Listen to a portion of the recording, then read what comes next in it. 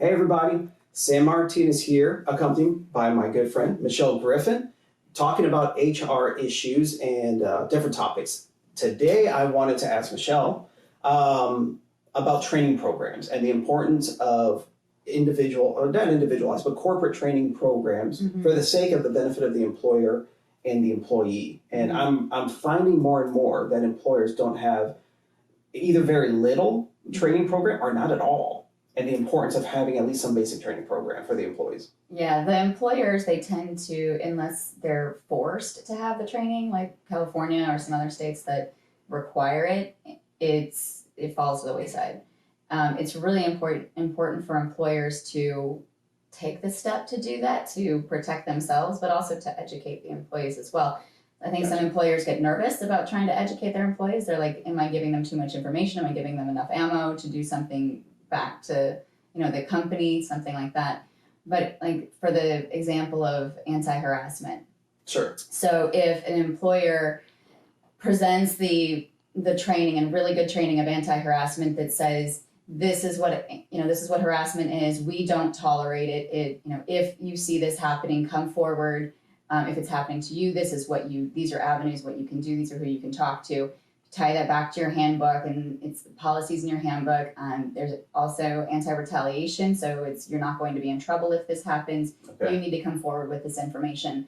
Then the company is protected because it can be a little more protected, because if a company gets to the point where they say we have all of these processes and procedures in place and we follow them, you can't can't just post them. You have to really believe in them and follow them and investigate with good faith.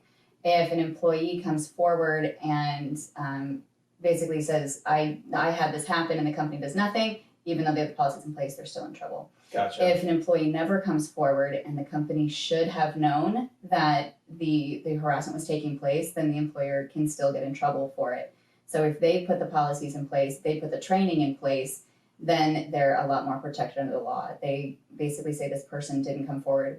They didn't do what they were supposed to help us know this, to help them be protected. And this is one issue about the harassment of many issues, but it's one of the most well-known and common, because this is like template language in an employee handbook. You have to have some kind of anti-harassment policy or something.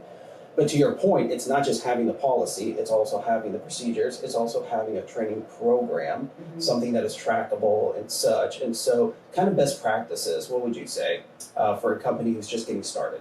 I would say that they need to be able to have these in place, but they need to be able to do the training annually. So being able to lean on your resources, know what your resources are, work with your broker, make sure that you are updating your policies, procedures, make sure that you understand how to follow them, make sure you understand how to investigate claims, and launch training annually. Gotcha, okay. So, and that is one of the things that I want to make mention is that now Michelle working with us, she is helping us with some of our employers as well, and actually getting these policies and procedures in place, and helping HR people just streamline that stuff. And so really excited to do that. One of the things that Blu Sky Benefits has added as well is an entire online training program that we have. So if you're interested in knowing more about that, it is going to be fantastic. And it is trackable, the whole bit. Anyways, contact us and let us know. But don't forget the importance of having good training for your employees and also having the tracking and having all that compliance tied in. So thanks, guys.